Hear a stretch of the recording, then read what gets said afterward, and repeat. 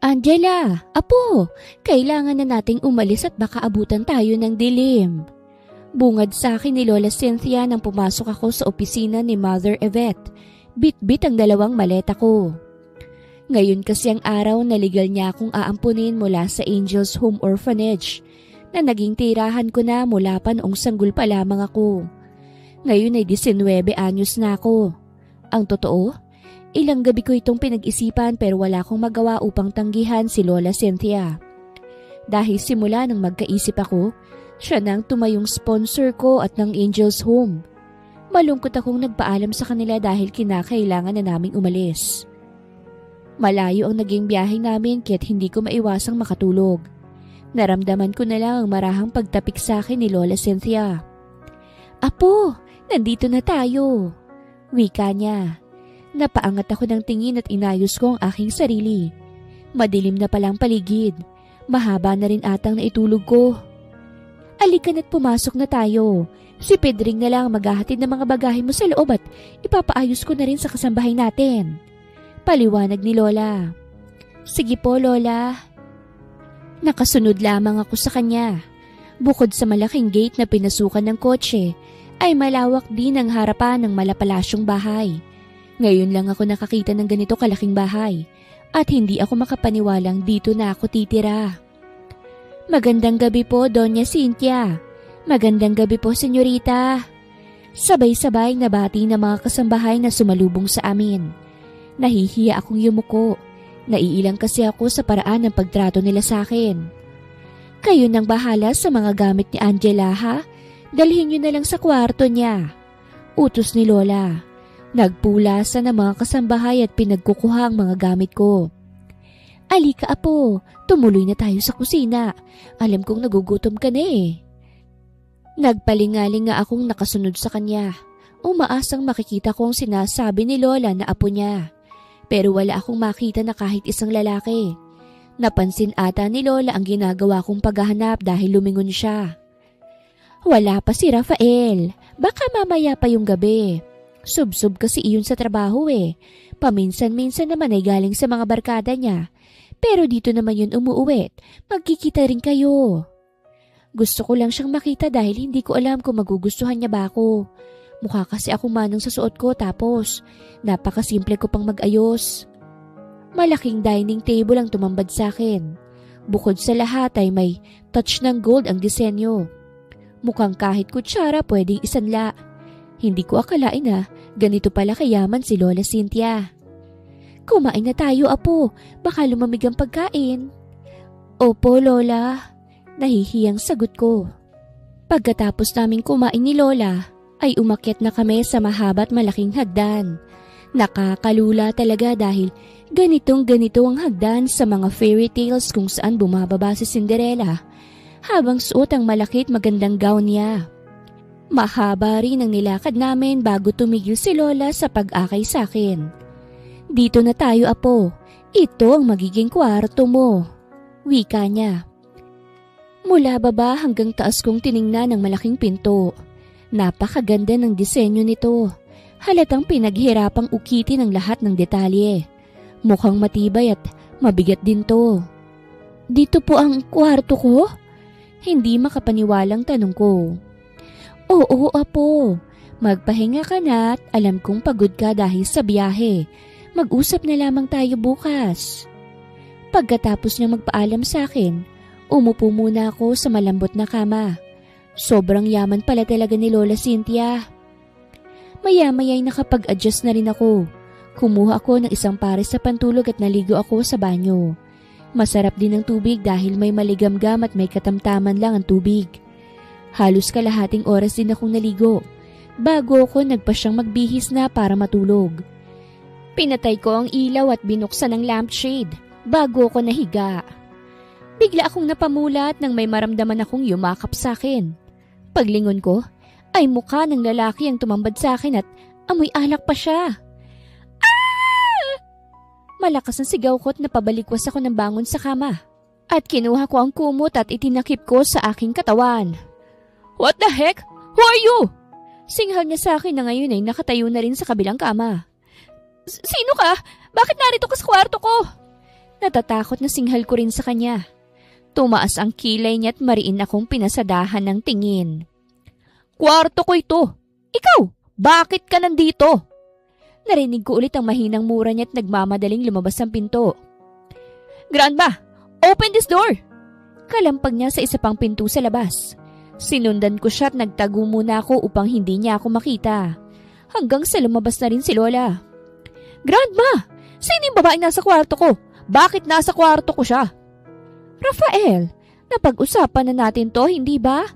Susunduin ko ang mapapangasawa mo at matutulog na kayo ng magkatabi. So what's wrong with that? Napasinghap ako sa sinagot ni Lola. Kita ko rin ang pagkadisgusto ng apo niya sa akin. Grandma, wala akong naaalala na pumayag ako sa sinasabi niyo. Why are you doing this to me? Seryoso ba talaga kayo? Ipapakasal niyo ako sa babaeng yan? Tingnan mo nga yung itsura niya. Wala pa nga sakaling kinga nila Lane yan. Mukhang basta mo na lang siyang pinulot sa kung saan at inalok ng candy para sumama rito. Rafael, hindi mo kilala si Angela, kaya't huwag mo siyang pagsasalitaan ng ganyan. Galing siya sa ampunan at pinalaki ng mga madre, kaya't alam kong mabuti siyang babae. At huwag mo siyang ikukumpara sa ex mong nang iwan sa iyo. Litanya ni Lola. Napasabunot naman si Rafael sa kanyang sarili. What? Did I heard it right? Ampunan? I can't believe na ipapakasal niyo ko sa babaeng galing lang sa ampunan, Grandma. Kung mga anak pa ng stockholders natin, baka maintindihan ko pa. Pero sa ampunan talaga? Ni hindi niyo nga alam baka kriminal ang mga magulang niyan.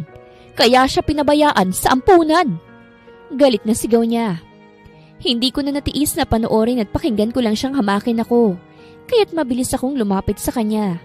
At nang lingunin niya ako ay sampal ang sinalubong ko sa kanya. Hindi porket mayaman ka, pwede ka nang mang-apak ng tao. Hindi mo ako kilala. Oo, ulila ako. Pero kahit walang magulang na nagpalaki sa akin, maayos akong lumaki. Hindi ka gaya mo. Madiin kong sambit sa kanya. Tama na yan.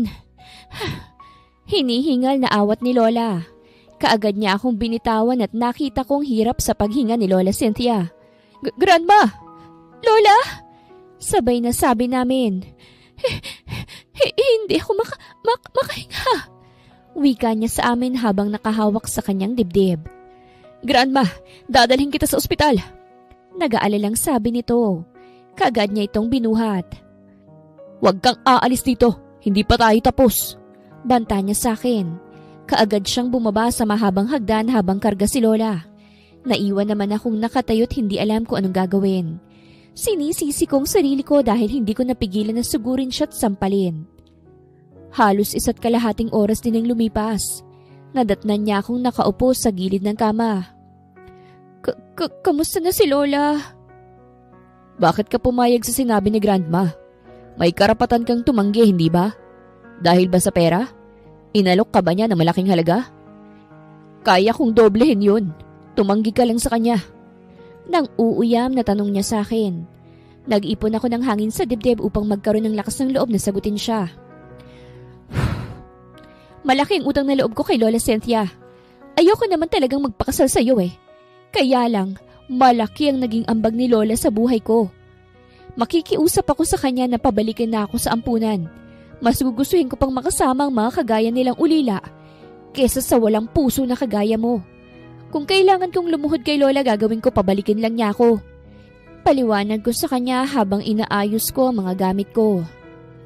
At anong gagawin mo? Aalis ka na lang ngayon? Gusto mo ba talagang lumala ang kalagayan ng Lola ko pag nadatnan kanyang wala rito? Nag-angat ako ng tingin sa kanya. Kwarto mo ito, hindi ba? Tao akong tinanggap ni Lola rito, kaya tao akong aalis. Magpapalit na lang ako ng ibang kwarto. Total, malaki naman tong bahay nyo. Matapang na sagot ko. No, stay here. Kailangan kong bumalik sa ospital. Hintayin muna nating maging okay si Grandma bago mo siya kausapin. Pagkatapos siyang sabihin yun ay umalis na siya.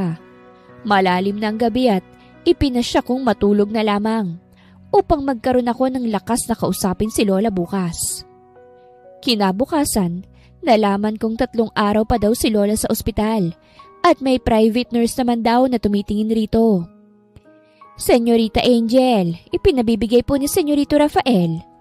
Inabot sa akin ng kasambahay ang malaking paper bag. Wear it tonight. I'll pick you up at 8 p.m. Iyon ang nakalagay sa note. Kinuha ko ang laman ng paper bag.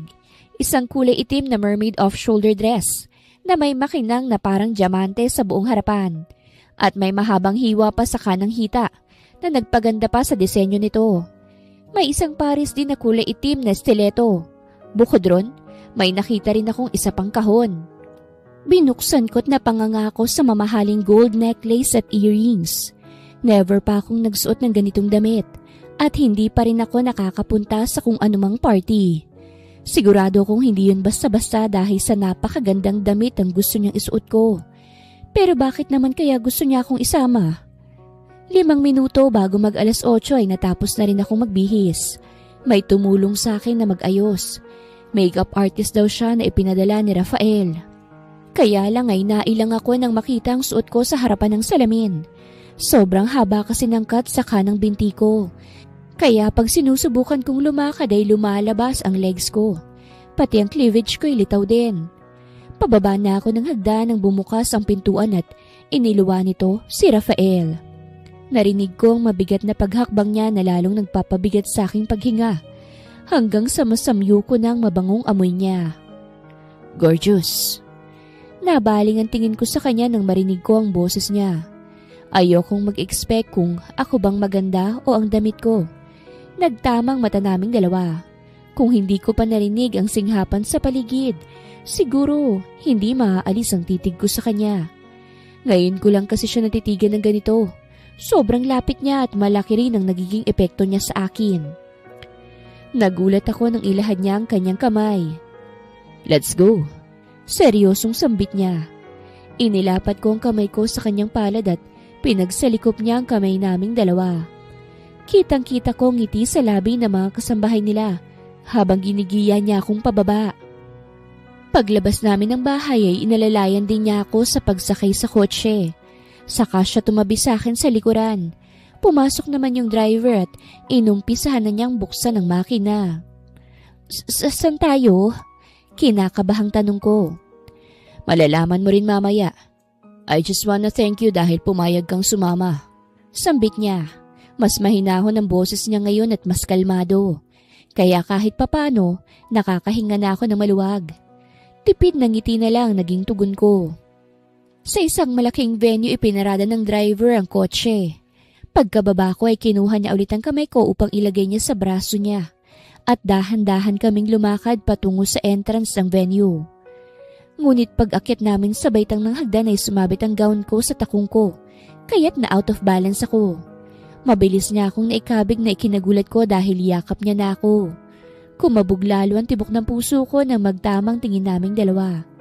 Naamoy ko rin ang mabango niyang hininga at naramdaman ko ang matigas niyang katawan. Dahil sa higpit ng yakap niya sa bewang ko. Careful. Mahinang bulong niya sa akin. Sobrang lapit na ng kanyang mukha. Parang iisang hangin na lamang ang hinihinga naming dalawa. Rafael, ang ganda naman ng kasama mo ngayon. Ipakilala mo naman kami. Sabay kaming lumingon ni Rafael sa narinig naming nagsalita. Nakita ko rin na may maganda pa silang kasama na nakatingin lang kay Rafael.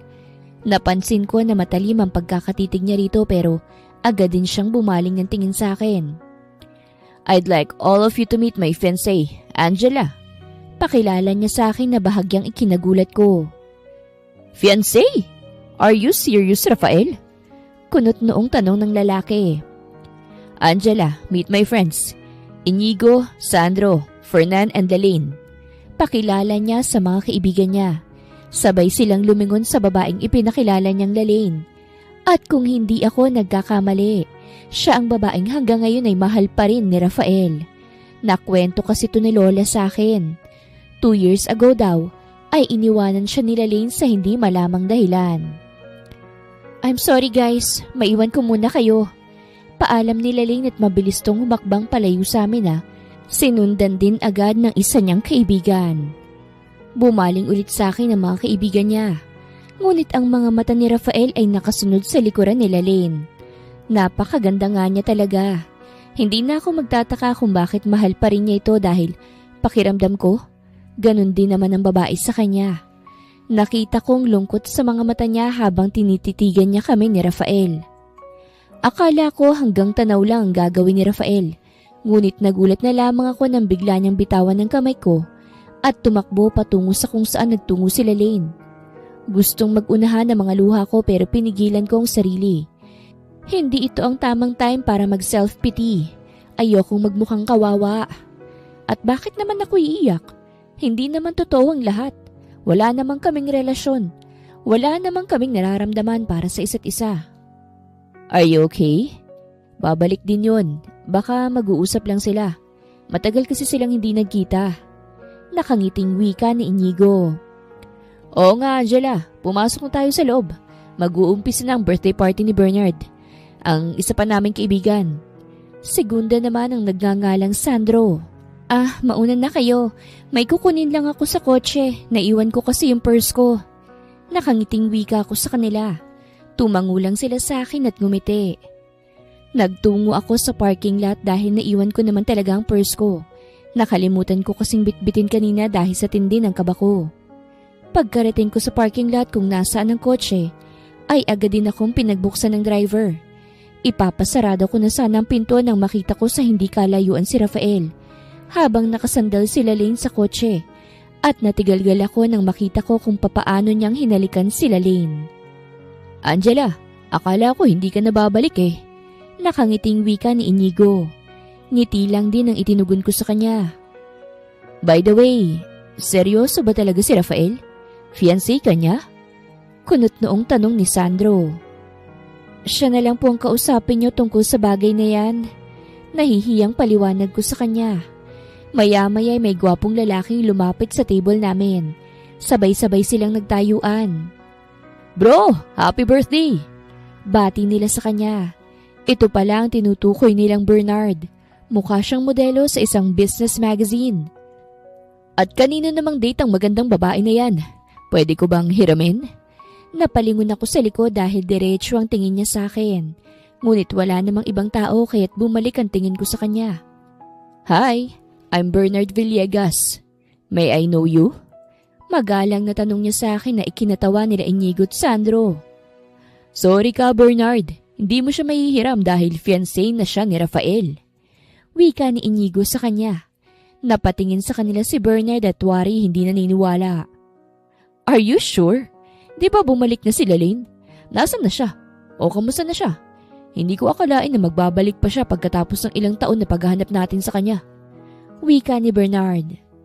She's with Rafael. Baka nga tinangay na niya sila Lane. Si Fernan ang sumagot na kararating lang. Fernan! Saway ni Sandro sa kanya.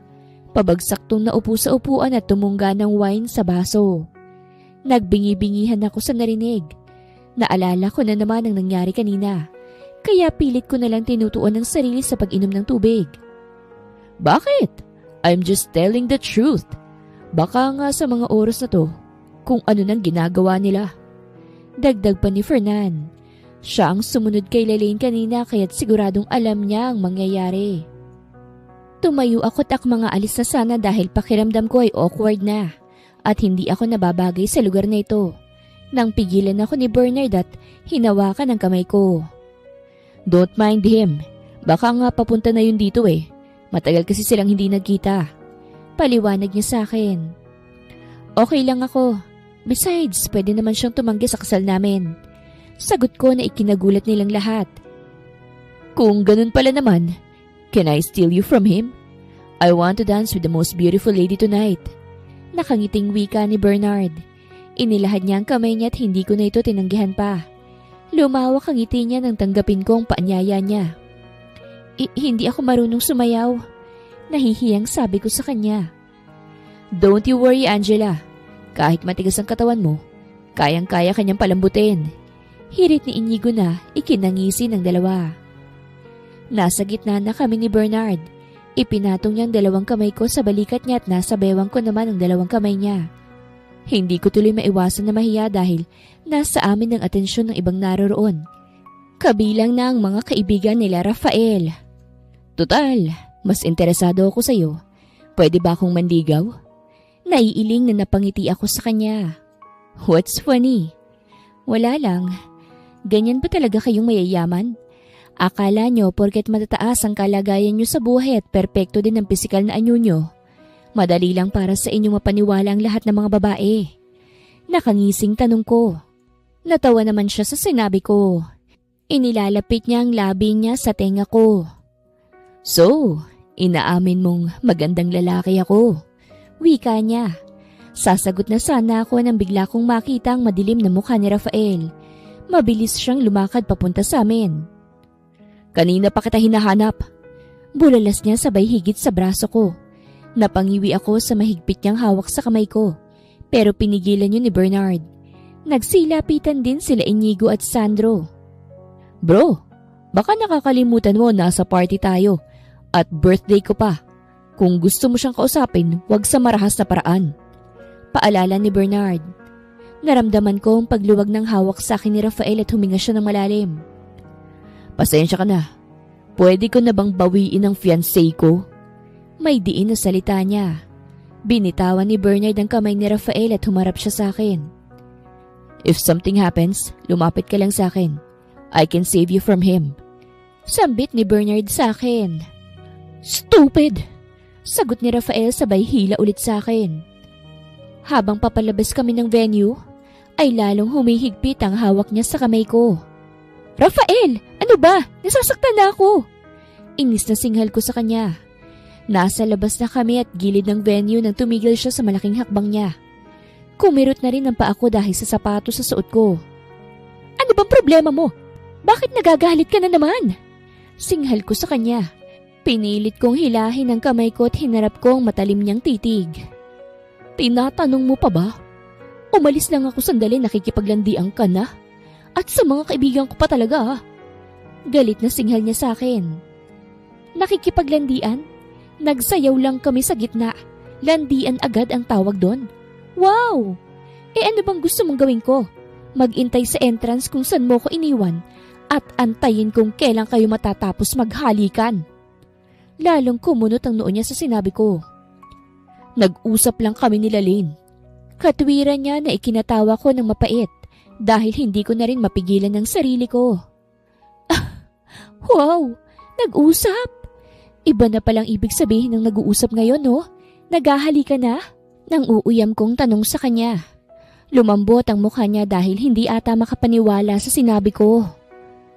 You saw us kissing? Kunot noong tanong niya sa akin. Yes. Hungrily and torridly. Ngayon, sinong malandi sa ating dalawa?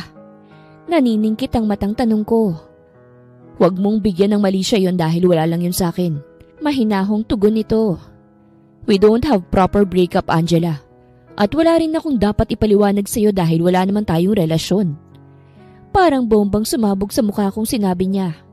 Wala nga kaming relasyon pero hindi sapat na dahilan yon para gawin niya to sa akin matapos niya akong ipakilala bilang fiancé niya. O alam mo pala ba't ka nagagalit na kausap ko yung mga kaibigan mo? Damn it! Hindi mo kilala mga kaibigan ko, Angela. Hindi mo alam kung anong kaya nilang gawin sa isang babaeng gusto nila. Paliwanag niya na ikinatawa ko. Alam mo, hindi kita maintindihan. Bumalik ka na nga sa kanya kung hindi ka pa nakaka-move on and leave me alone. Kaagad akong naglakad palayo sa kanya. Ngunit nakakasampung hakbang pa lamang ako ay hinigit na naman niya ako sa braso. Ano ba? Singhal ko sa kanya. Maaari ngang hindi ako kagaya ni Lane, pero hindi ko ibababa ang sarili ko para sa kanya. Sasagutin ko na sana siya nang bigla siyang tumigil at may nilingon sa likuran ko, kaya't lumingon din ako sa tinitingnan niya. Nakita kong pasuray-suray si Lane palabas ng venue. Halos masubsob na ito sa paghakbang sa hagdan. Huwag kang aalis dito, ihahatid ko lang si Lane. Wala siyang sasakyan at lasing na siya. Naiintindihan mo ba? Hindi na ako nakasagot pa dahil bigla na lamang niya akong iniwan. Kaagad siyang lumapit kay Lane at inalalayan to sa kotse. Nakita ko rin na pilit inaalis ni Lane ng kamay niya pero mapilit si Rafael. Rafael's point of view. Lane is the reason kung bakit ko isinama si Angela sa party. Alam ko kasing dadalo ito sa party ni Bernard. Magkahalong emosyon ang nararamdaman ko nang bigla na lamang siyang umalis matapos kong ipakilala si Angel. I saw pain in her eyes. Nasasaktan ko siya pero kulang pa yun sa kabayaran ng ginawa niyang pag-iiwan sa akin. Ngunit nang sumunod sa kanya si Fernan ay nagpanik na ako. He was also my close friend, kaya't nagpaubaya siya sa akin kay Lalaine. Sabay kaming nanligaw ni Fernan sa kanya pero ako ang sinagot niya. Sa selos na nararamdaman ko'y natagpuan ko na lamang sarili kong hinahabol ang babaeng nang iwan sa akin. Natagpuan ko siyang umiiyak habang yakap ni Fernan, kaya't hinablot ko siya mula sa kanya. Galit na iniwan kami ni Fernan sa parking lot. Is it true? Naikakasal na kayo ng babaeng yun? Emosyonal na tanong niya sa akin. Yes, sambit ko. Ito na sigurong karma ko dahil sa pangiiwan ko sa iyo, Rafael. Sana maging masaya kayong dalawa. Sagot niya sa akin, emosyonal pa rin. Don't worry, Rafael. Hahayaan na kita. Babalik na rin naman ako ng Amerika in 2 weeks from now. Kaya't hindi na rin tayo magkikita pa. Wika niya na ikinabigla ko. Babalik siya sa Amerika? Iiwan niya ako ulit? Aalis na sana siya nang bigla kong hawakan ng kamay niya. Iiwan mo ulit ako? Mahinang sambit ko. Bumalik sa alaala kong nangyari sa akin nung iniwan niya ako. Tinitigan ko siya. Medyo pumayat na siya at wala na rin ang mahaba niyang buhok. But still, she's the girl I wanted to marry. Gustuhin ko mang itanong kung bakit niya ako iniwan. Natatakot ako sa magiging sagot niya. I still love you. And I want you back. Paus na wika niya sa akin. Hindi ko na napigilan ng sarili ko. Mabilis ko siyang kinabig para yakapin. I kissed her like there's no tomorrow.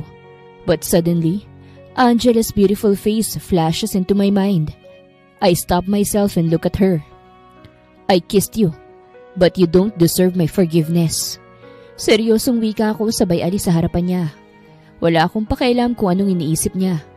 Kapag iniwan niya akong muli, hindi ko na siya babalikan pa. I've had enough. I have to move on and be with Angela. Kaagad ko siyang inuwi sa kondo niya. Dito ako umuwi noong iniwan niya ako. We have a lot of memories here, that's why I wanted to be here when I feel I'm drowning from pain. Ibinaba ko na siya sa kama. Umuungol pa rin siya sa kasingan. Tinanggal kong sapatos niya at kinumutan ko siya. Pinagmasdan ko ang maganda niyang mukha habang nakaupo sa gilid ng kama. Bakit mo ko iniwan, Lalaine? Why did you choose to break my heart instead of marrying me? Dahan-dahan siyang nagmulat. We're both staring at each other. And then I saw teardrops from her eyes, falling from the side of her face. Rafael, kahit ano pang dahilan ng pag-iiwan mo sa akin, hindi yun magiging sapat sa sakit na naramdaman ko nang iwan mo ko, Lalaine. You ruined me.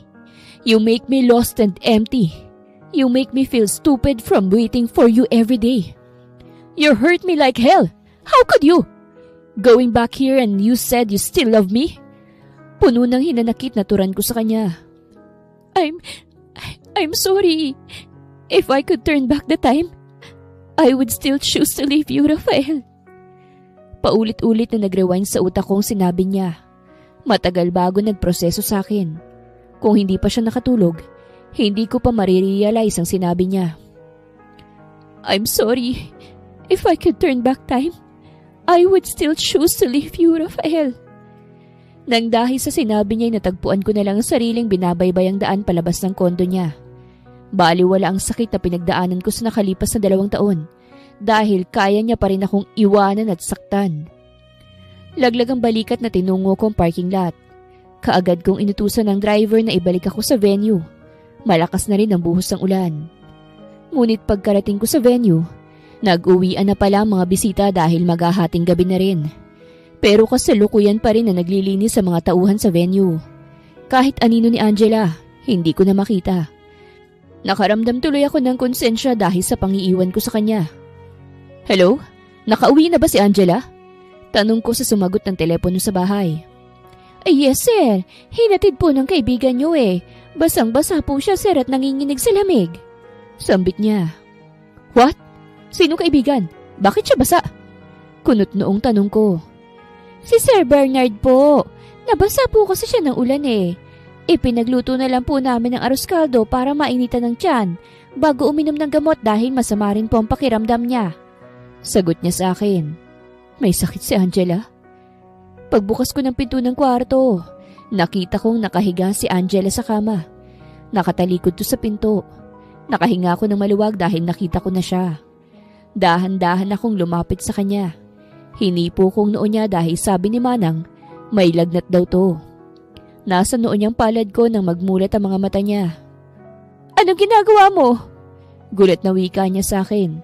Para siyang napaso bigla sa hawak ko at kaagad niyang inalis ang kamay ko. Sabi sa akin ni Manang may lagnat ka raw. Kamusta ng pakiramdam mo? Nag-aalalang tanong ko sa kanya.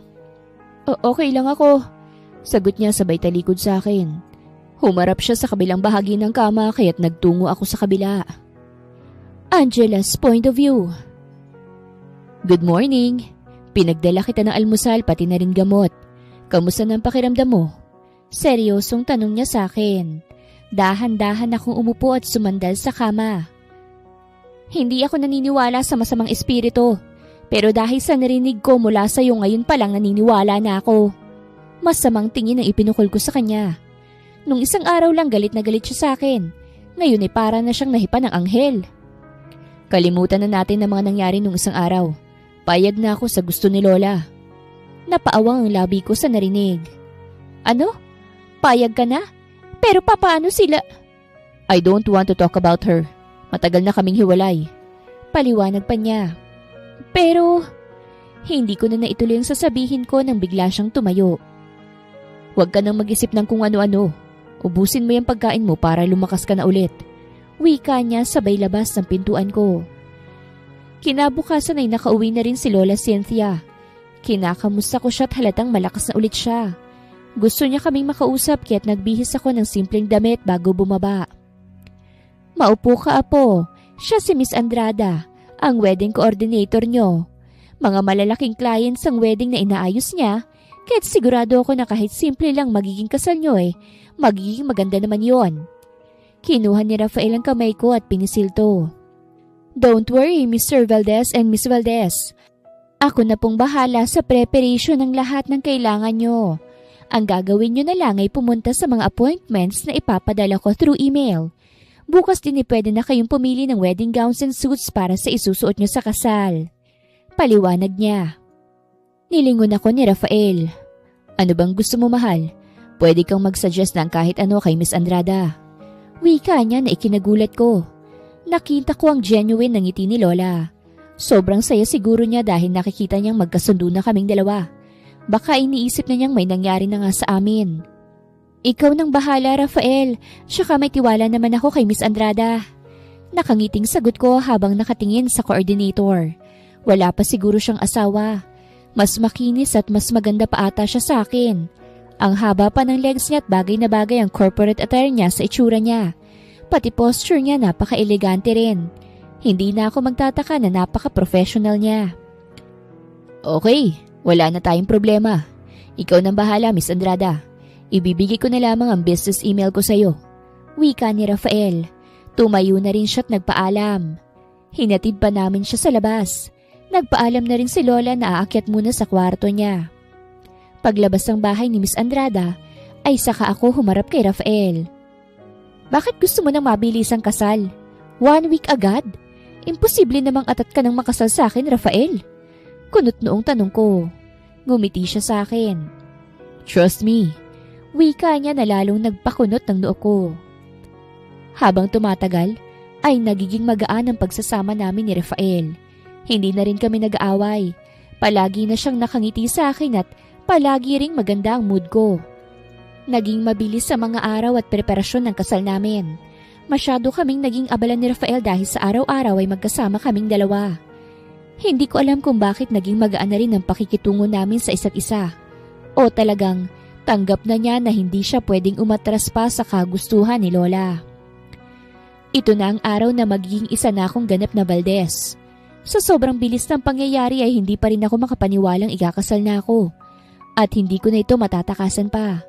Kahit mahirap, unti-unti ko na rin tinatanggap ang lahat.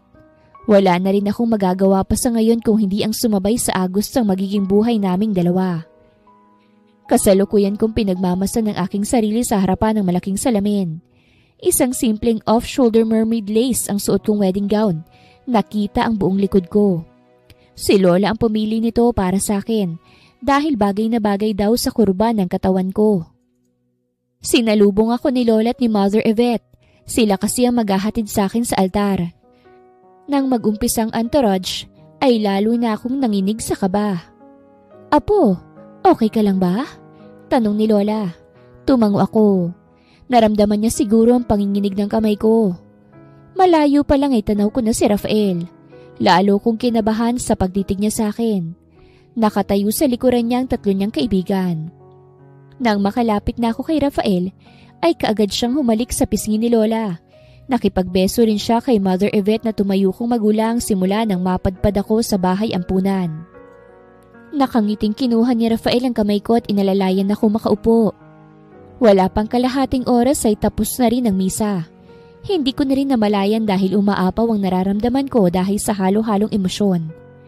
Nagpalakpakan ng lahat ng naging saksi sa pag-iisang dibdib naming dalawa. Lumapit din sila sa amin upang batiin kami. Hindi nakaligtas sa mga mata ko ang pasimpleng pagngiti sa akin ng mga kaibigan niya. Pagkatapos namin magsubuan ng cake at uminom ng wine ay pinakawalan namin ng maraming paru-paro. Hindi ko alam kung para saan yun pero napakaganda nilang pagmasdan. "Are you happy?" Nakangiting tanong ni Rafael.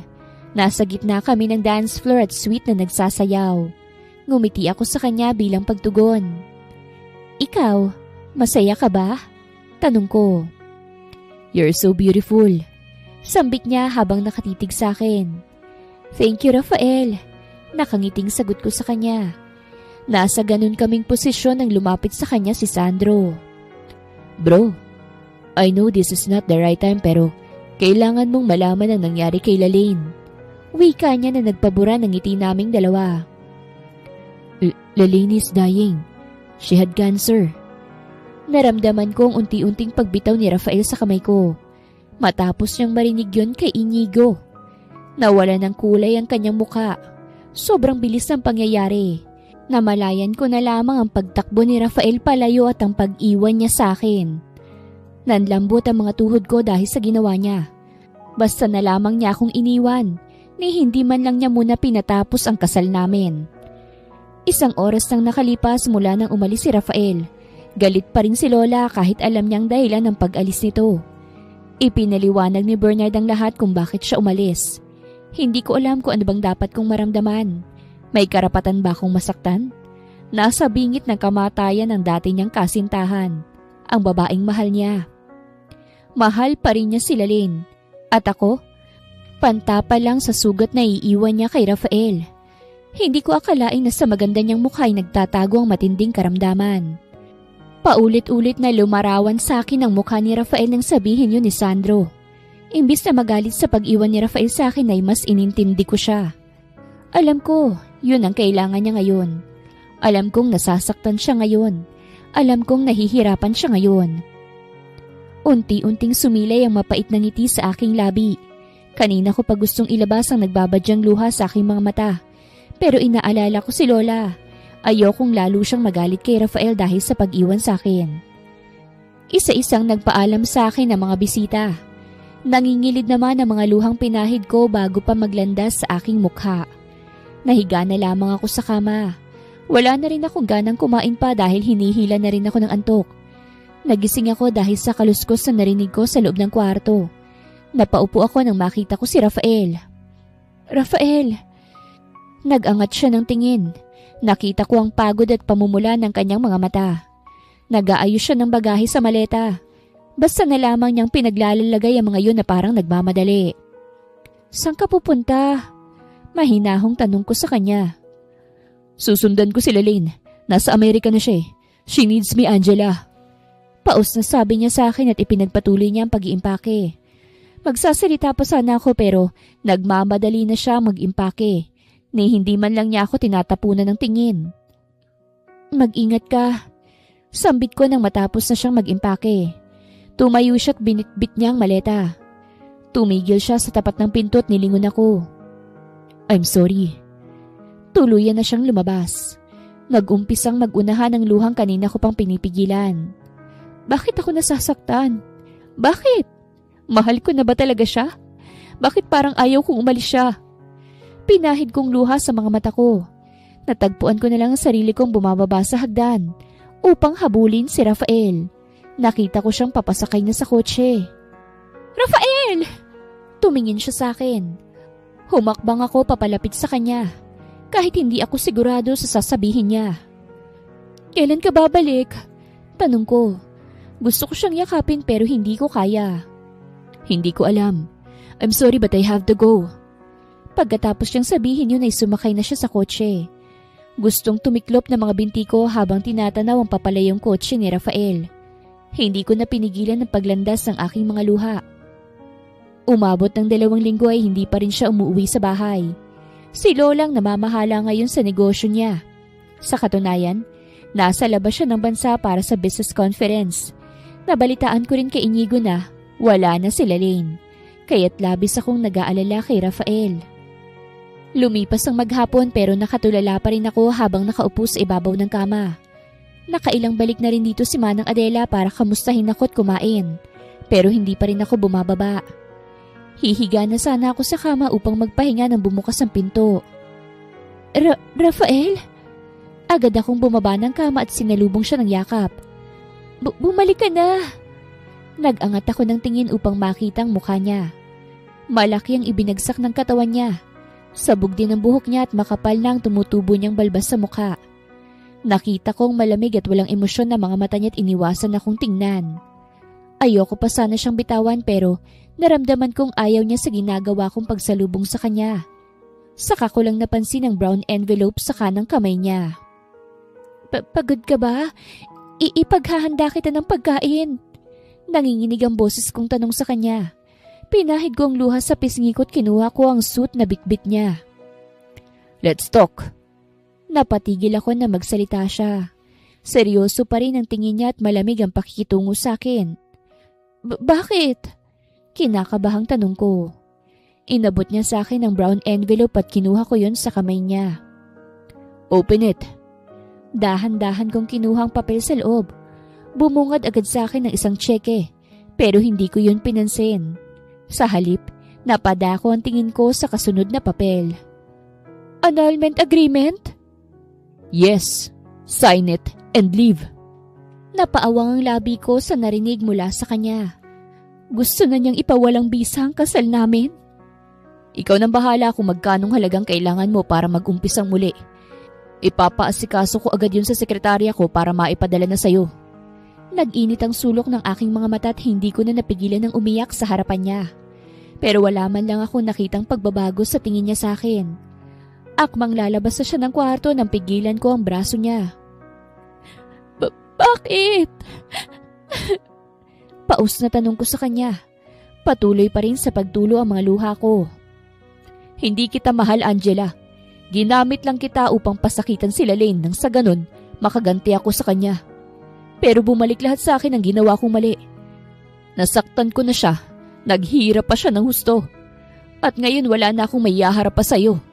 Paliwanag niya. Rafael, hindi mo naman kasalanan ng lahat eh. Huwag mong sisihin ang sarili mo. Willing naman ako maghintay kahit gaano katagal. Niyuko niya ako tiningnan. Kahit kailan, hindi mo mapapalitan sila Lane. Umaasa akong pagbalik ko pirmado mo ng papeles na yan at wala ka na rito. Mabilis niyang binawi ang braso niya na hawak ko at agad siyang lumabas ng pinto. Tuluyan na akong nalugmok sa sahig. Hinawakan ko ang aking dibdib dahil pakiramdam ko hindi ako makahinga. Bakit ba napakadali lang para sa kanyang lahat? Bakit kailangan niyang gawin to sa akin? Bakit kailangan niyang sabihin pa yun? Alam kong hindi ko kayang palitan sila Lane pero hindi ko naman hinihiling yun. Ang gusto ko lang ay manatili sa tabi niya, ang makasama siya. Ilang oras kong tiningnan ang papeles. Natuyo na rin ang mga luha ko pero nandun pa rin ang sakit. Dahan-dahan akong tumayo at kinuha ang ballpen sa kabinet. Muling lumanda sa mga luha ko na akala ko ay ubos na nang pirmahan ko ang annulment papers namin. Wala akong karapatan na humingi ng kahit anuman sa kanya dahil alam kong hindi naman ako nagkaroon ng puwang sa puso niya.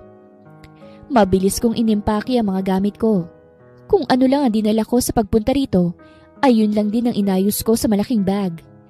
Nag-iwan ako ng sulat kay Lola bilang pasasalamat at paghingi ng tawad. Mas doble ang nararamdaman kong sakit dahil napamahal na ako sa kanya. Pero alam kong ito ang tama akong gawin. Malalim ng gabi nang magpasya akong bumaba bitbit ang mga gamit ko.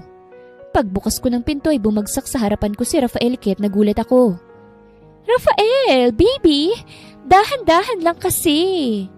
Boses ng babae yon. Lumaki ang bukas ng pinto at nakita ko ang kasama niyang babae. Halos luwa ng kaluluwa nito sa iksi at hapit ng damit. "Sino ka?"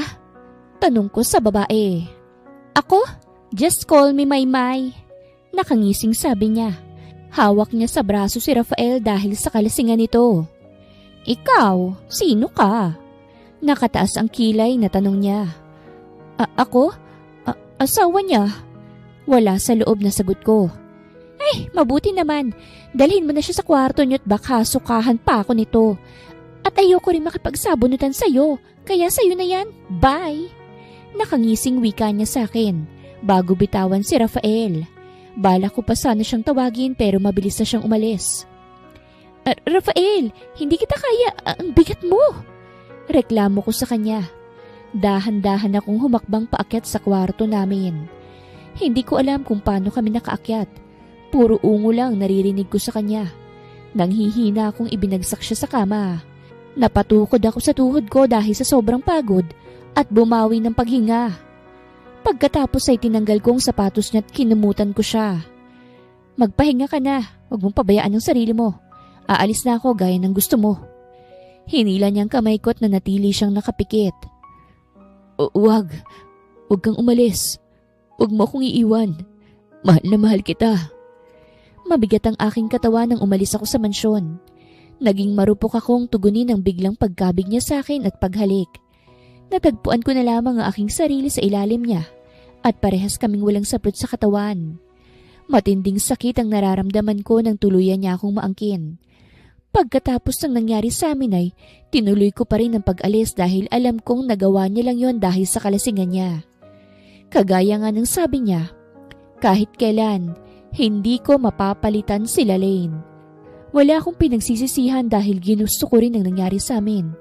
Umaasa akong matagpuan rin niya ang sarili niya sa pag-alis ko. Umaasa akong makabalik siya sa dating sarili at malagpasan ng sakit na idinulot sa kanya ng babaeng pinakamamahal niya.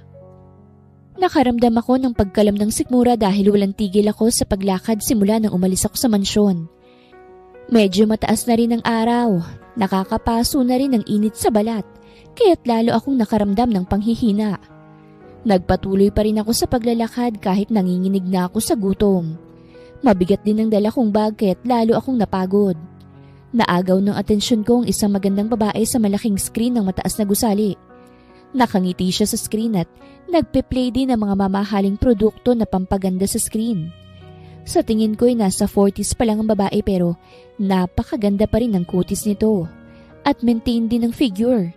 Pakiramdam ko tuloy, matagal ko na siyang kilala dahil sa pamilyar na itsura niya. Nakaramdam ulit ako ng labis na pagkahilo dahil na rin siguro sa pagod at gutom ko. Hindi ko maiwasang mapasandal sa mamahaling kotse na nasa gilid ng malaking building. Ibinaba ko ang aking mga dala at pinilit labanan ng pagkahilo. Ngunit pakiramdam ko, mas lalo pang umikot ang paningin ko hanggang tuluyan na akong mabuwali sa tabi ng kotse. Narinig ko na lamang ang pagbukas ng pinto at ang pagsigaw ng isang babae. Inaninag ko ang mukha niya ngunit tuluyan na rin nagdilim ang aking paningin. Nang magising ako ay kulay puting kwarto ang tumambad sa akin. Kung hindi ako nagkakamali, nasa ospital na ako dahil sa nakakabit na swero sa kamay ko. "Thank goodness you're awake!" Wika ng magandang babaeng nakatunghay sa akin.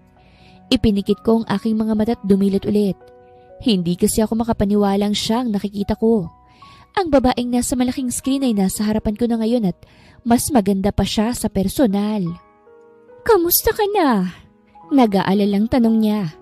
Hindi pa rin ako makapagsalita dahil masyado akong nakatuon sa kabuuan niya. Pakiramdam ko kasi matagal ko na siyang nakilala o nakita. Okay lang po. Bakit po ako nandito? Nahimatay ka kasi sa gilid ng kotse ko. Sagot niya. Pasensya na po kayo, ma'am, kung naabala ko pa po kayo. Okay na po ako. Wala po akong pambayad sa ospital kaya kailangan ko na pong lumabas. Akmang tatayo na ako nang pinigilan niya ako. It's okay, Iha. Ako na bahala sa'yo. Magpahinga ka na lamang dito. Ang sabi ng doktor wala naman daw problema sa'yo. Kaya lang mahina ka pa. Kailangan mo ring kumain. Napansin kong namumutla at pagod na pagod. May dala ka pang malaking bag. Pwede ko bang malaman kung ano nangyari sa'yo? Tanong niya. Nangilid ang luha ko nang maalala kong nangyari kahapon sa pagitan namin ni Rafael. Are you okay? Hindi na kita pipilitin kung ayaw mo.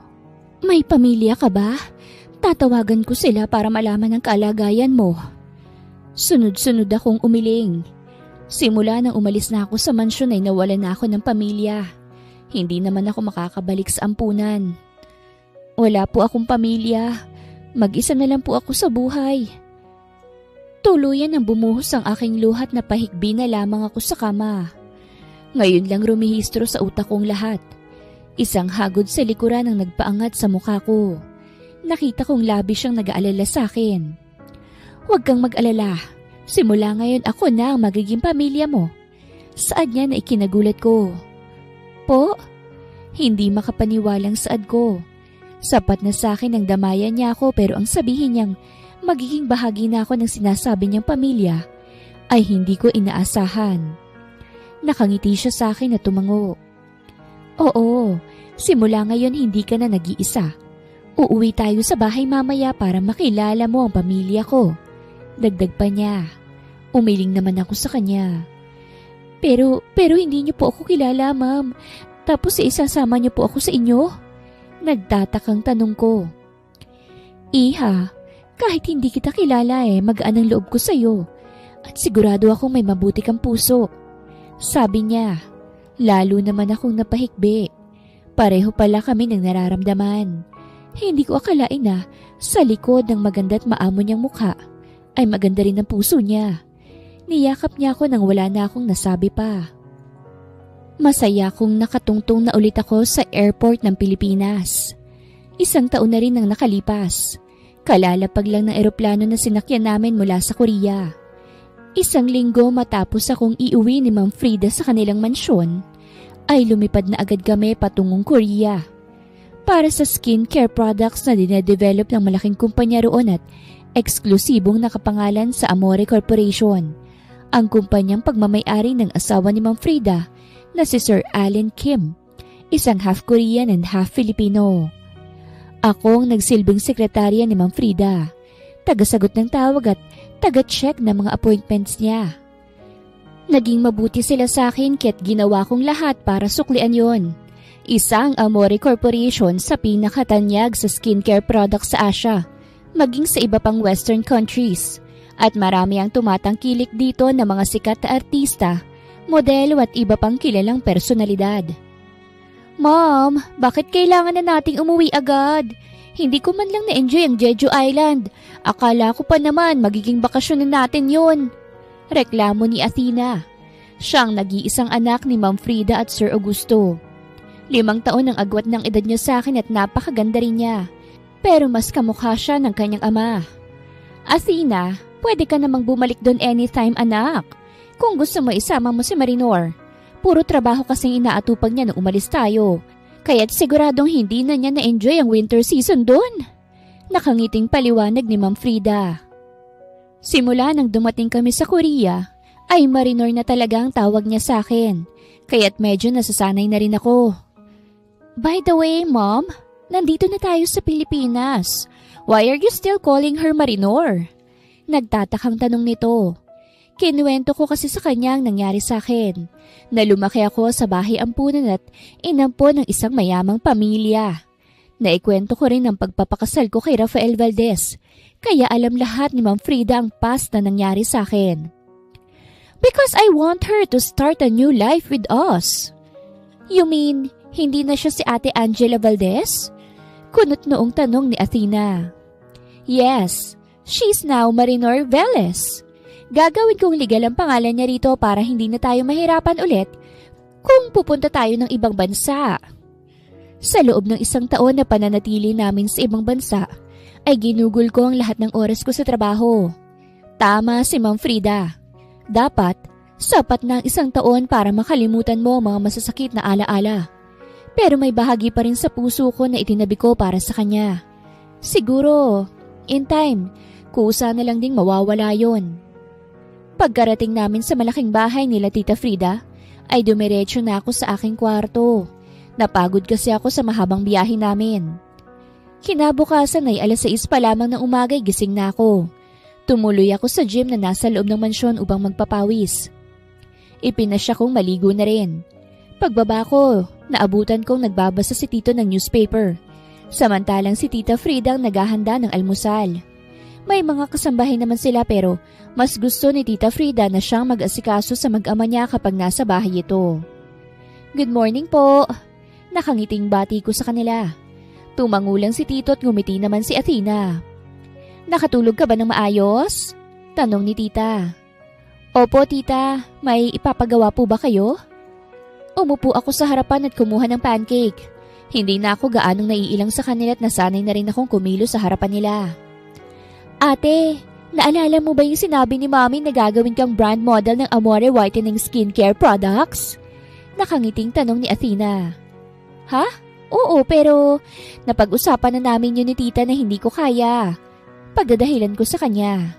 Sinabi na yun ni Tita Frida pero tumanggi ako dahil baka maging daan pa yon para makita ulit ako ni Rafael. Hindi naman ako pumayag na tanggihan mo yon, Marinor. Saad ni Tita na ikinagulat ko. Ibig pong sabihin, nakapagdesisyon na po kayo na ako ang kukunin nyo? Hindi makapaniwalang tanong ko. Bumaling naman si Athena sa akin. Why not?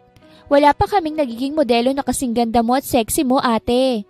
Kung pwede nga lang ako, kaso ayaw naman ni Dad na magsuot ako ng revealing outfits sa photoshoots. Kapag siguro nasa tamang edad na lang daw ako. Kaya tamang pang mild whitening face cream na lang ang beauty ko.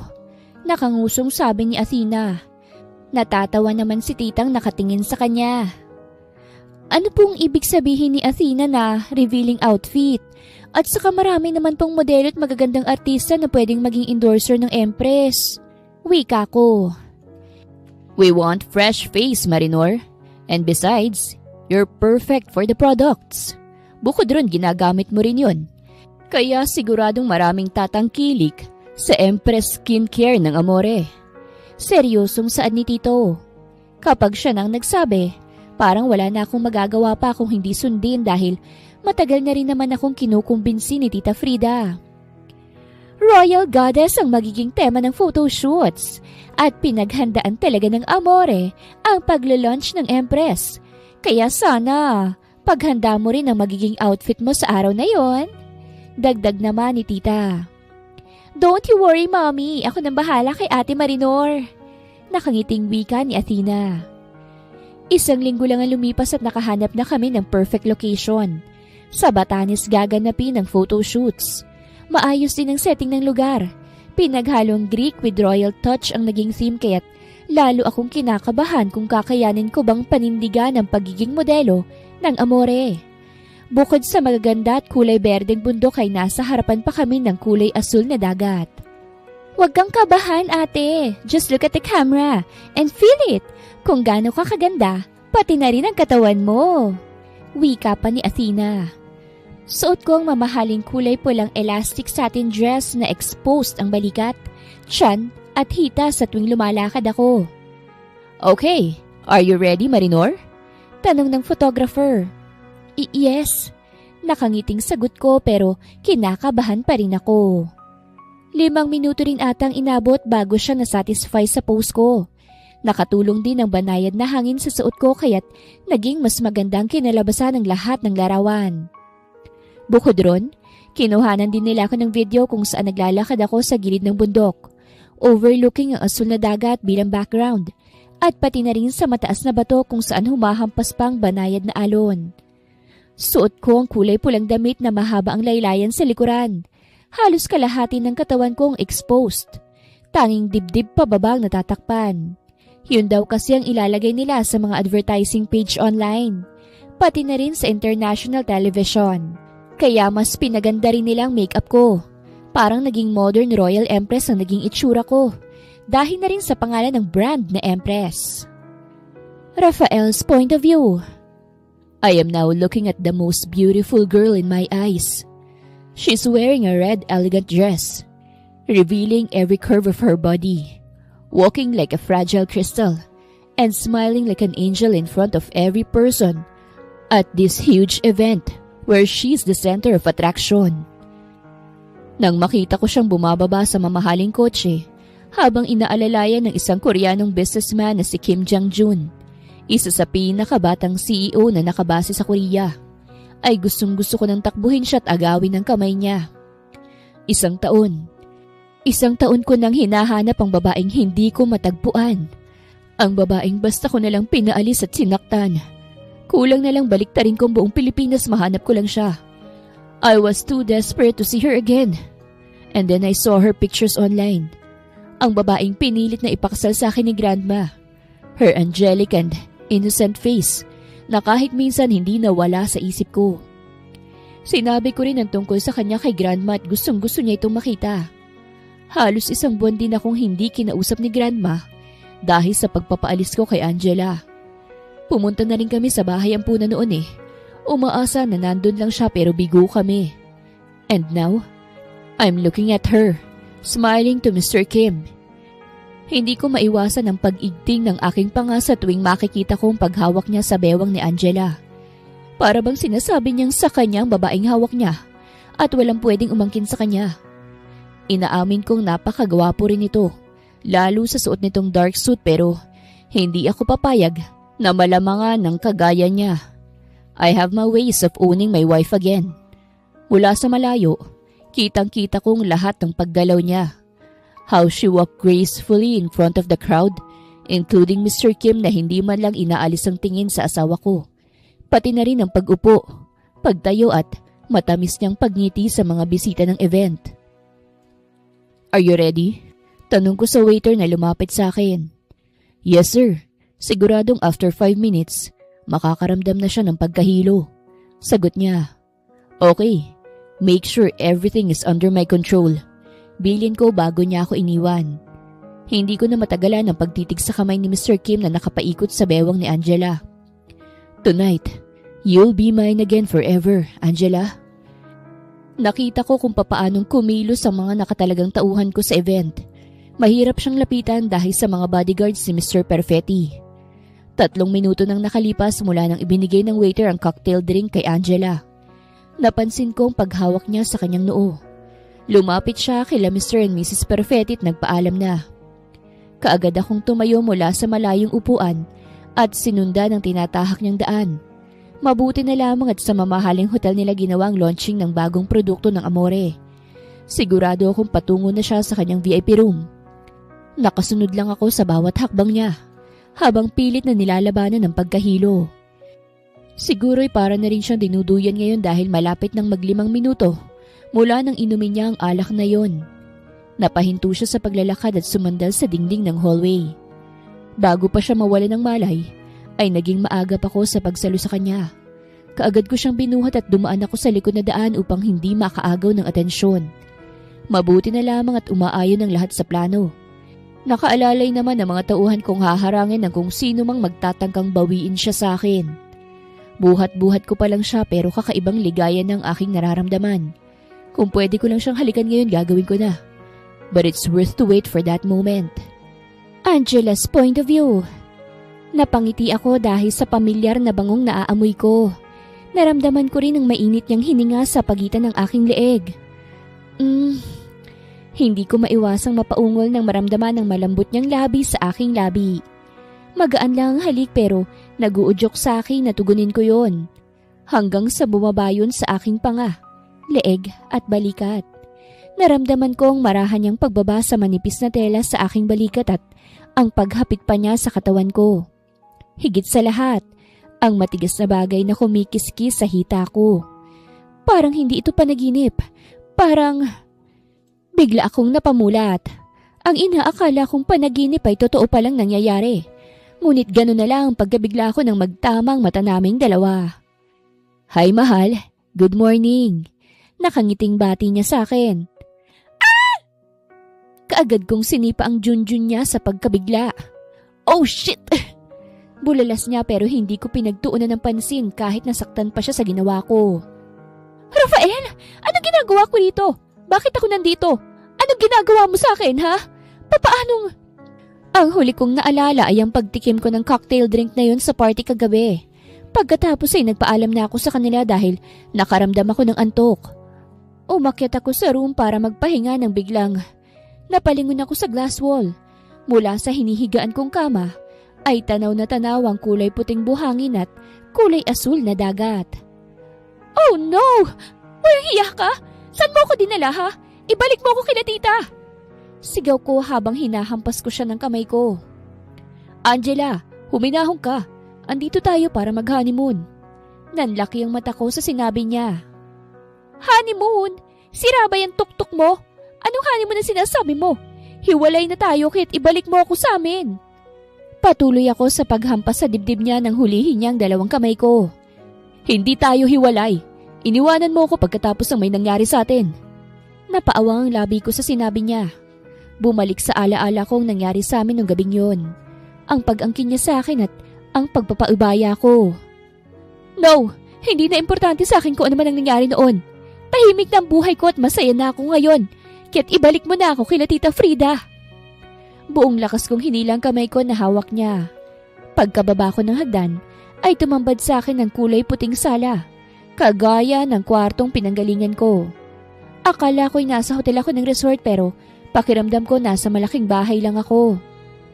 Nakakamanghang tanawin ang bumungad sa akin. Ang pinagdikit-dikit na kawayang tulay patungo sa dalampasigan. Sumasamyo din sa mahaba at kulot kong buhok ang mabining hangin mula sa lugar. Pero kahit isang sasakyan, wala akong matanaw. Nasaan na ako? Bakit ba parang nasa isla ko? Walang ibang tao maliban lang sa amin?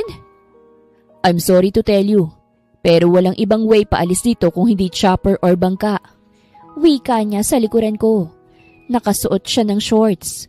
Kanina kasi parang naka-boxers lang siya. Hindi ko napansin ang itsura niya kanina dahil sa pagkabigla ko. Ngayon ko lang napagmasdan ulit ang gwapo niyang mukha, ang kanyang mga muscle sa katawan at ang kanyang hinulmang tiyan. "Look, Rafael, iuwi mo na ako. May nag-aalala sa aking pamilya. Marami akong commitments ngayon sa Amore. Kung ano man ang plano mo, wag mo nang ituloy. Matagal na tayong tapos eh. Ibinigay ko ng annulment na hinihingi mo. Kaya wala nang dahilan para magkita pa tayo. Naiintindihan mo?" Mahinahon na wika ako sa kanya. Lumapit siya sa akin kaya't umatras ako. "Wala kang ibang uuwian kung hindi sa akin. Dahil hindi pa tayo anal. May bisa pa rin ang kasal natin at mag-asawa pa rin tayo." Nakangiting wika niya na nagpalaglag ng pangako. "Ano bang sinasabi mo, Rafael? Kung gusto mo ulit akong paglaruan, please lang maawa ka. Matagal bago kita nakalimutan. At hindi na ako papayag na masaktan mo ko ulit." Nangingilid na ang luha kong sabi sa kanya. "Nakalimutan mo na ba yung mga sinabi mo sa akin? Kahit kailan hindi ko mapapalitan sa puso mo sila, Lane." So anong palabas to, Rafael?" "I'm sorry. Kung maaga ko lang sanang na-realize na mahal na kita, hindi na sana kita nasaktan pa. Kung hindi lang ako na-guilty dahil sa nangyari kay Lane hindi na sana tayo aabot sa ganito. Please, Angela, forgive me. I want you back. Be my wife again and I promise na hindi na kita sasaktan muli." "Mahal mo ako? Paano nangyari yun? Diba, sila Lane ang mahal mo noon?" Tanong ko sa kanya matapos ko siyang maitulak sa pagkabigla.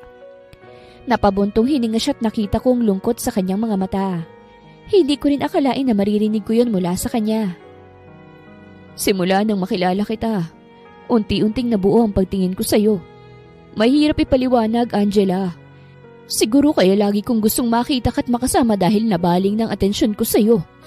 Lalo na noong pinagtabuyan na ako ni Lane at sinabi niyang hindi siya nagsisising iniwan niya ako. Natuon lang ang buong atensyon ko sa'yo kaya siguro maluwag na rin sa loob kong tanggapin na makasal sa'yo. Pero nang malaman kong dahilan ng pag-iwan sa akin ni Lane, nasaktan ako at na guilty. Ang akala ko noon pareho pa rin ang nararamdaman namin sa isa't isa. Sinisisi kong sarili ko ng oras na yon dahil sa kabila ng paghihirap niya noong bigla siyang umalis. Mas lalong lumalim ang galit ko sa kanya. Dahil hindi ko alam ang dahilan ng lahat at kung bakit niya ako nagawang iwanan.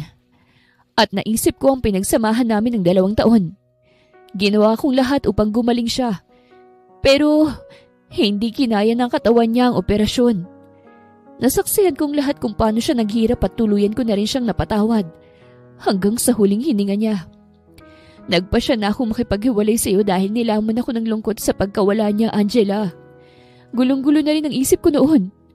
At naisip ko kung makikita mo ako sa ganung kalagayan, baka masaktan lang kita. At ayoko nang mangyari ulit yon. I'm sorry. I'm sorry dahil nasaktan kita. Ginawa ko lang yun because I don't want to hurt you. Noong mga panahon na yon, nakakulong pa rin ako sa alaala ni Lane. Nagdesisyon akong pakawalan ka para makapag-umpisa ka ng sarili mong buhay. Pero hindi mo tinanggap ang tulong na inaalok ko sa'yo. Hinarap ko ang galit nilang lahat sa akin because I know I deserved it. And I'm so sorry dahil ginawa ko yun sa'yo bago ka magpasyang umalis. I know ikaw ang kasama ko nung gabing yun. Nung ma-realize kong pagkakamali ko ay pinahanap kita. I'm too desperate to find you. Sa loob ng 1 taon na hinahanap kita, para na akong mababaliw. Paus na bulong niya sa akin. At anong gusto mong mangyari? Ang bumalik ako sa'yo? Paano naging buhay ko sa lumipas na taon? Paano ng pamilyang kumupkup sa akin? Paano ko sila tatalikuran? Angela, I can give you time to decide kung anong gusto mong gawin. Pero hindi ako papayag na umuwi na tayo nang hindi ka nagdidesisyon na bumalik na sa akin. So that, I'll give you 6 hours to decide. Nanlaki ang mga mata ko sa sinabi niya. 6 hours lang? Paano kung hindi ako pumayag na bumalik sa'yo sa loob ng 6 hours? Inis na singhal ko sa kanya. Still, wala ka pa rin pagpipilian kung hindi ang bumalik sa akin. Sapat na ang haba ng 6 na oras sa'yo sa pasensya ko. Pagkatapos naming mag-usap ay bumalik ulit kami sa kwarto.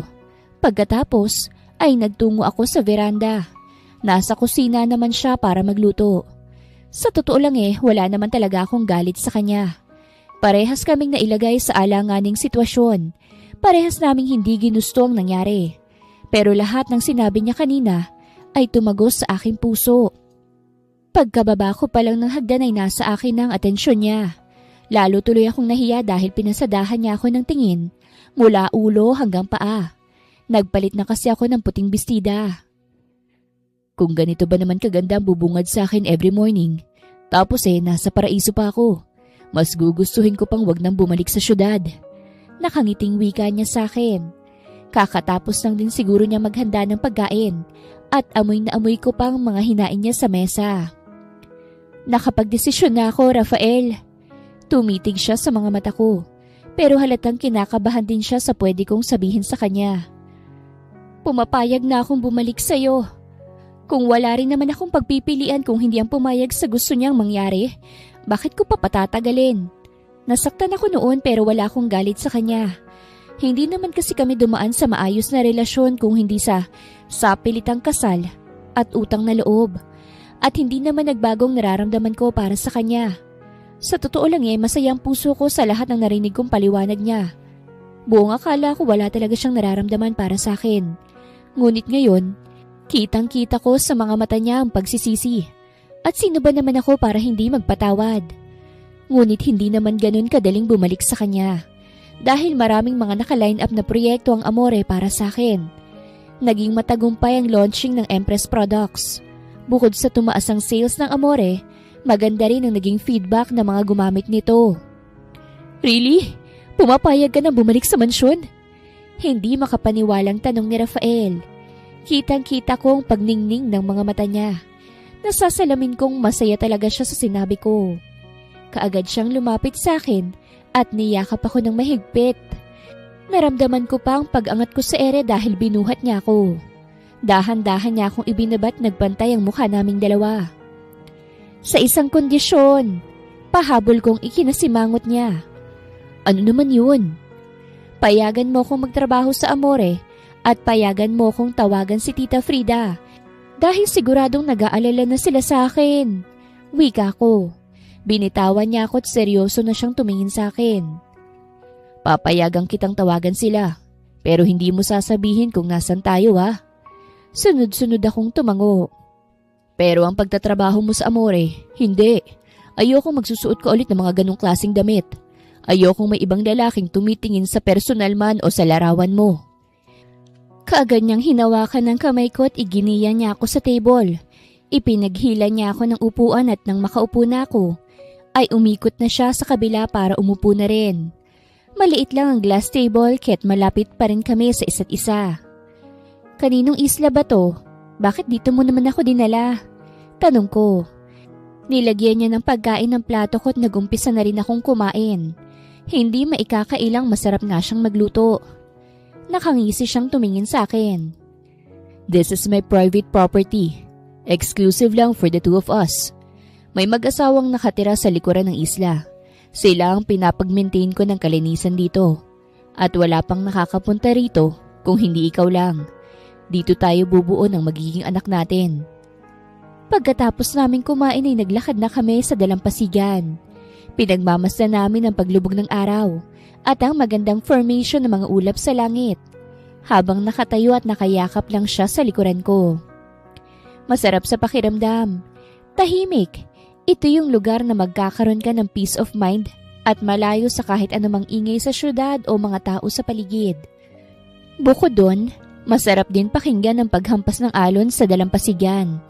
Para itong musika na nag-aalis ng mga bagabag, hindi lang sa isip, pati na rin sa puso. Angela, sambit niya habang nakayakap pa rin sa akin. Mahigpit ang hawak niya sa kamay ko, kahit nakakulong na ako sa harapan niya. Ano yun? Uuwi na ba tayo? Sagot ko. Ipinihit niya ako paharap sa kanya. Uuwi? Ayaw mo na ba akong kasama? Diba, tinawagan mo sila. Ano pang Nagulat siya nang bigla ko siyang halikan sa labi. Ang dami niya kasing sinasabi. Why did you kiss me?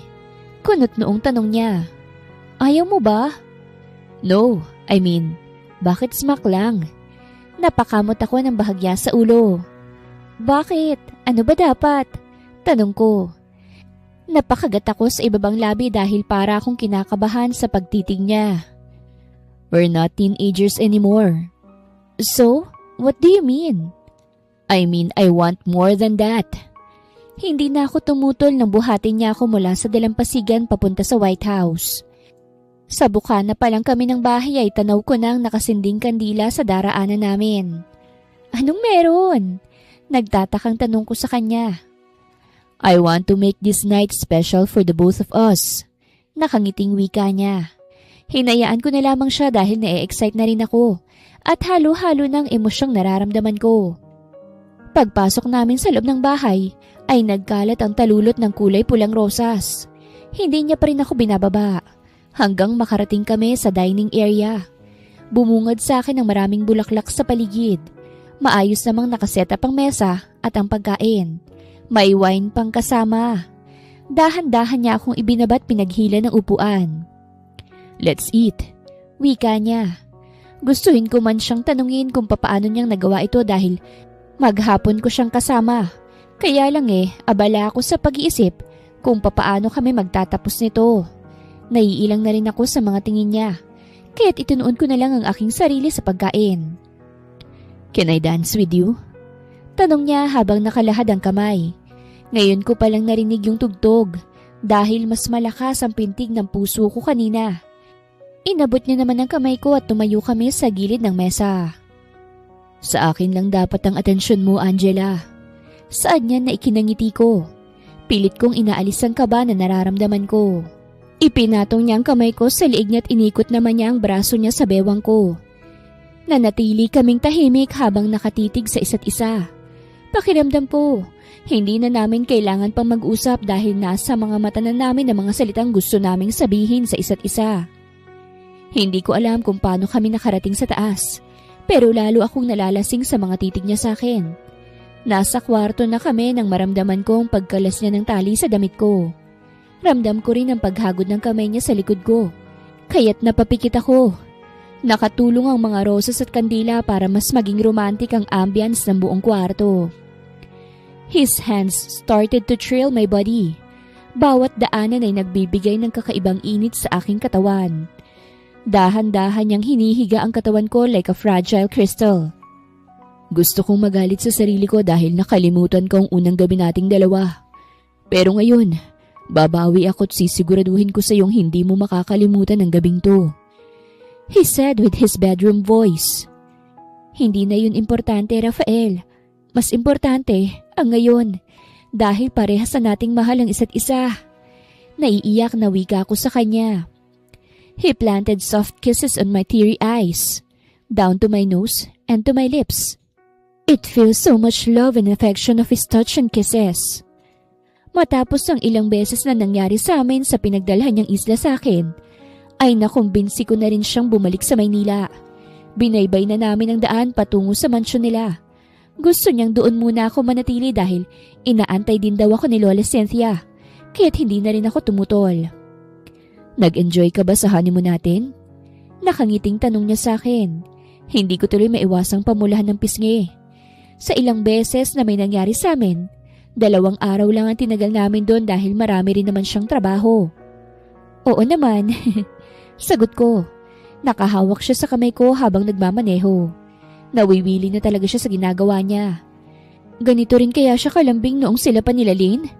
Totoo kayang nakalimutan niya na ito?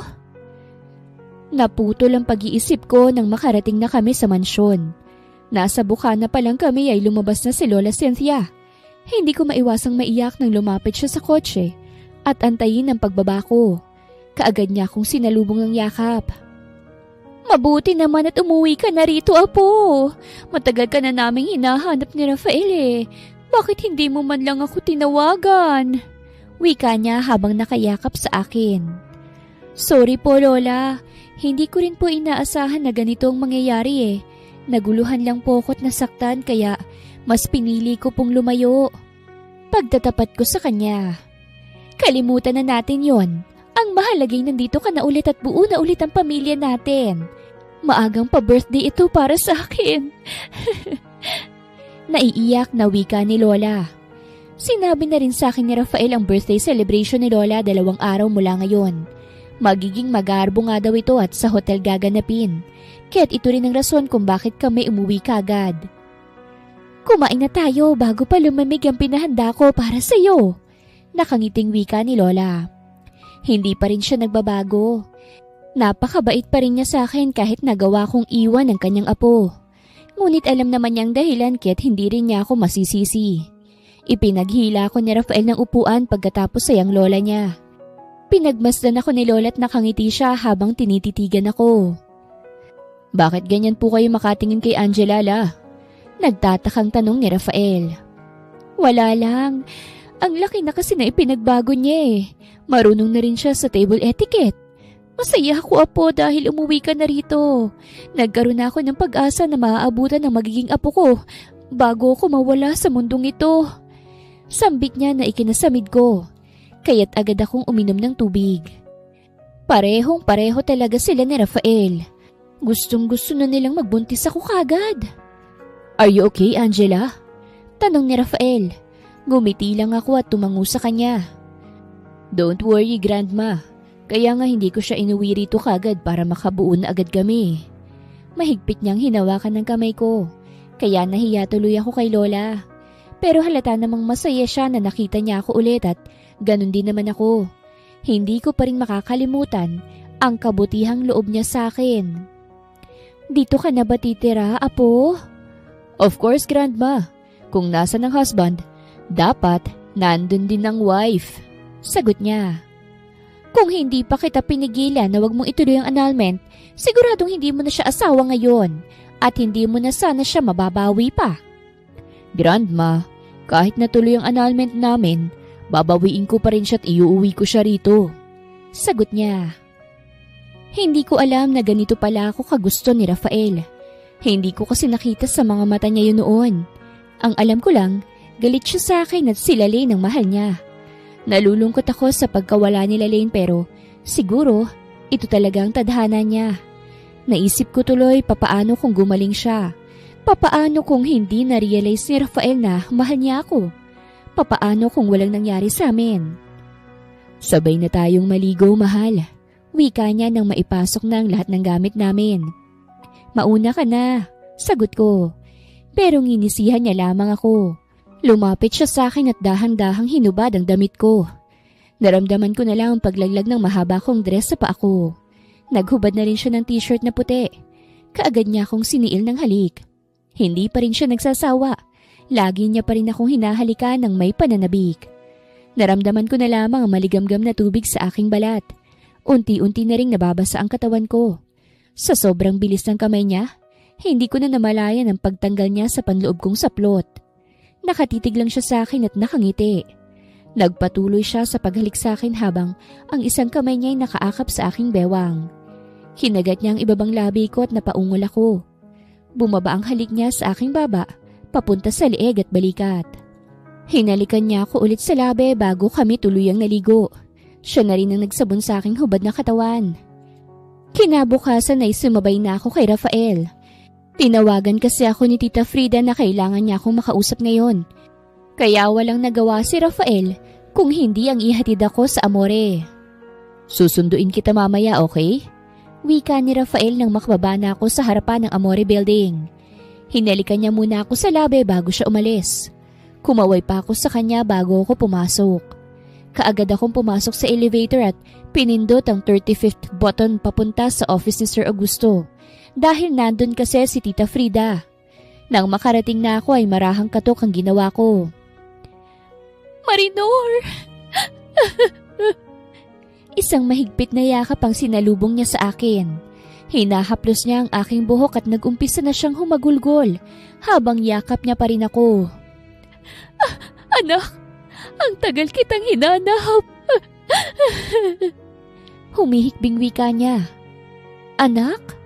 Naguguluhang tanong ko. Lumayo siya sa akin at ginagap ang kamay ko. Patawarin mo ako. Malaki ang naging pagkukulang ko sa iyo, anak. Kung alam ko lang na dito ka dinala ng ama mo bago siya namatay, naging madali sanang lahat eh.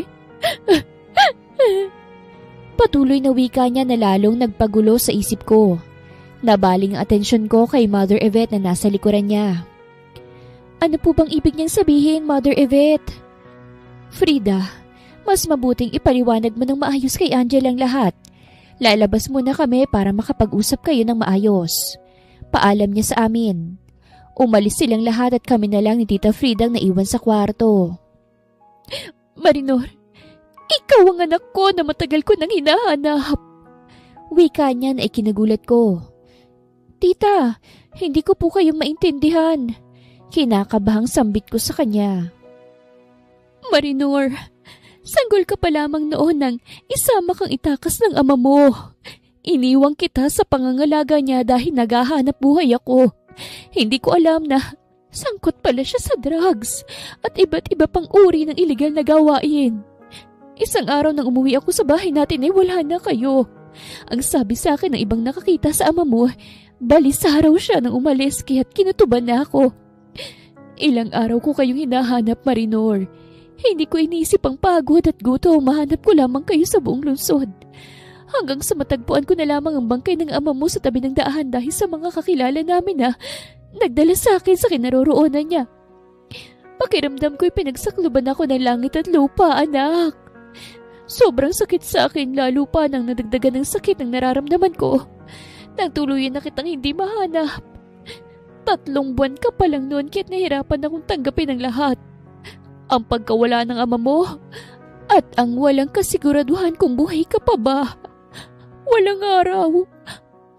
araw at oras kung iniisip kung nasa mabuti ka bang kalagayan. Kung may gatas ka bang dinedede.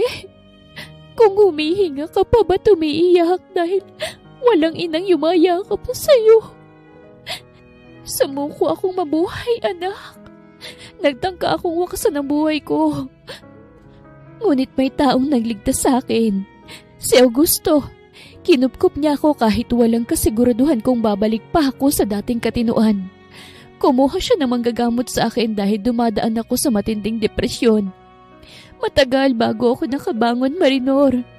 Matagal bago ako gumaling pero sa awa ng Diyos, binigyan niya ako ng dahilan para mabuhay muli.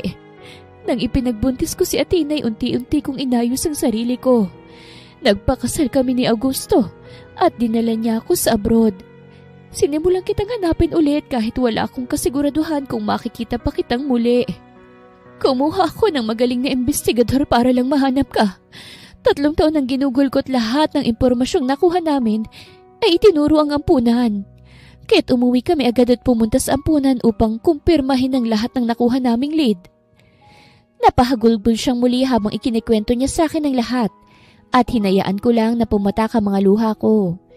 Hinayaan ko lang na matapos siya at marinig mula sa kanya ang gusto ko ring marinig. Kung totoo man ang hinala ko. Nang makausap ko si Mother Yvette, nakumpirma kong ikaw ang nag-iisang batang dinala nung araw na yon at iniwan sa labas ng bahay ampunan. Ikaw ang anak ko. Ang pinakamamahal kong anak. Patawarin mo si nanay. Patawarin mo ako dahil hindi ka lumaki sa kalinga ko. Kung alam mo lang anak, kung alam mo lang kung paano akong nagdusa sa kakaisip sa iyo anak ko. Umiyak lang siyang muli sa harapan ko. Ramdam ko ang hirap ng kalooban niya. Pati na rin ang pagsisisi sa lahat ng nangyari. Alam ko, hindi niya gustong magkahiwalay kami. Naramdaman ko ang labis niyang pangungulila sa akin. Anak, pataw... Ma, sambit ko. Walang tigil ang pagluha ng aking mga mata. Buong pagmamahal niya akong niyakap. Oo, nagtanim ako ng sama ng loob sa kanya dahil hindi ko alam ang dahilan kung bakit niya ako iniwan. Pero ngayon, na narinig ko na ang lahat handa na akong pakawalan ng sakit ng pag-iwan niya sa akin. Hindi niya kasalanan ng lahat at naging biktima rin siya ng kagaya ko. Kaya sino ba naman ako para hindi siya patawarin? Pinapatawad ko na po kayo. Sambit ko. Mas mahigpit pa niya akong niyakap. Pumasok na rin sila Athena at si Sister Sandy at Mother Yvette. Naluluha silang pagmasdan kaming dalawa. Nakiyakap na rin si Athena sa amin. Ramdam ko ang pagtanggap mula sa kanya. Hindi ko akalain na nakilala ko na pala ang aking tunay na ina. Kaya pala gano'n na lamang kagaan ang pakiramdam namin sa isa't isa. Lumipas na ang sakit at napalitan na ito ng kaligayahan. Mas nagkaroon ng kulay ang buhay ko. Hindi lang dahil sa pagtatagpo ng aking tunay na pamilya. Kung hindi dahil makalipas ang ilang buwan ay nagbunga ang pagmamahalan namin ni Rafael. Alam ko, nag-uumpisa pa lang kaming dalawa. Alam ko na marami pa kaming pagsubok na haharapin. Pero hindi ako natatakot dahil alam kong hindi niya ako pababayaan. Magiging sandalan namin ang isa't isa upang malampasan ng magkasama ang lahat ng pagsubok para sa amin. Mabilis na lumipas ang 7 buwan at kabuanan ko na. Naging maalaga si Rafael sa akin. Para na akong baby kung ituring niya. Every pregnant woman deserves to be treated like a fragile woman.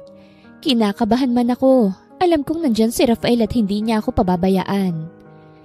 Nagising ako kinabukasan dahil sa sakit ng tiyan. Kaagad kong ginising si Rafael. Pakiramdam ko kasi malapit na akong manganak. Nararamdaman ko na ang pagsakit ng balakang ko. Rafael! I think my water broke. Mahinahong wika ako sa kanya. Bahagya siyang gumalaw at lumingon sa akin na namumungay pa ang mga mata. Do you want water? Tanong niya sa akin habang pilit na idinidilat ang mga mata niya. No! I said manganganak na ako, dalhin mo na ako sa ospital. Napabalikwas siya ng bangon dahil sa impit na sigaw ko. Napangiwi ako dahil sa nararamdaman kong sakit. Don't panic my love, just breathe okay? Inhale, exhale. Huwag daw magpanik siya naman itong hindi mapakali at hindi malaman ang gagawin. Rafael, ano ba? Tulungan mo na ako rito dahil dalhin mo na ako sa ospital! Sigaw ko sa kanya. Ay, oo nga pala. Kaagad siyang lumapit sa akin at binuhat ako. Pagkababa namin, kaagad niyang pinasok ako sa likuran ng kotse. Let's go, Manong! Utos niya sa driver. Abala ako sa pagpipigil ng pag-ire dahil nararamdaman ko na siya na gusto nang lumabas sa akin. Ni hindi ko na nga namalayan na wala palang pang-itaas sa damit si Rafael at bumabakat na ang pandesal niya sa katawan. Bilisan niyo po!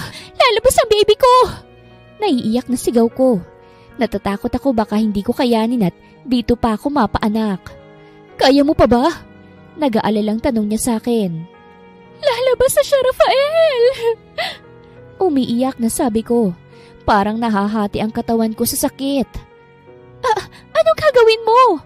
Hinihingal na tanong ko sa kanya. Sisilipin ko kung nandyan na. Bago pa ako makapagprotesta, ay yumuko na siya at sumilip nga sa gitna ng hita ko. Nakita ko ang pagtakas ng kulay sa mukha niya. Rafael! Rafael! Bakit ngayon ka pa nahimatay? Inis na sigaw ko. Tuluyan na siyang sumubsob sa isang legs ko. Mabuti na lamang at nasa ospital na kami. Kaagad bumaba ang driver upang humingi ng tulong sa loob. Mabilis naman silang gumalaw at pinuntahan ako sa loob ng kotse.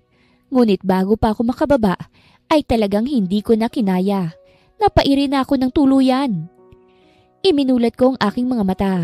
Naalala kong nawalan ako ng malay kanina sa tindi ng pagod at hirap na pinagdaanan ko. Rafael? Tawag ko sa kanya. Nasa tabi ko kasi siya at nakahawak sa kamay ko. Ang anak natin. Nangihina akong tanong sa kanya. Bago pa siya makasagot ay bumukas na ang pintuan. Bumungad sa amin ng nurse. Mabuti na lamang at inaral din ni Rafael kung papaano humawak ng baby. Kaya't hindi na siya nahirapan pa nang iabot sa kanya ito. She's so beautiful like you, my love. Sambit niya habang pinagmamasa ng maliit na mukha ng baby namin. Thank you for your sacrifices and for bearing my child. Pinahid ko ang luha na pumatak sa mga mata niya. Wala yon, pero sana naman next time huwag ka nang mahihimatay Paalala ko sa kanya na ikinangiti niya. Sa nakikita ko sa kanya, sigurado akong magiging mabuti siyang ama. Hindi man ibinigay ng Diyos ang lahat ng hiniling ko, ngunit higit pa ron ang ipinagkaloob niya para sa akin. Ang matagpuan ng tunay kong ina at magkaroon ng pamilya, mapagmahal na asawa at napakagandang anghel na biyaya sa amin ng Diyos. Wakas!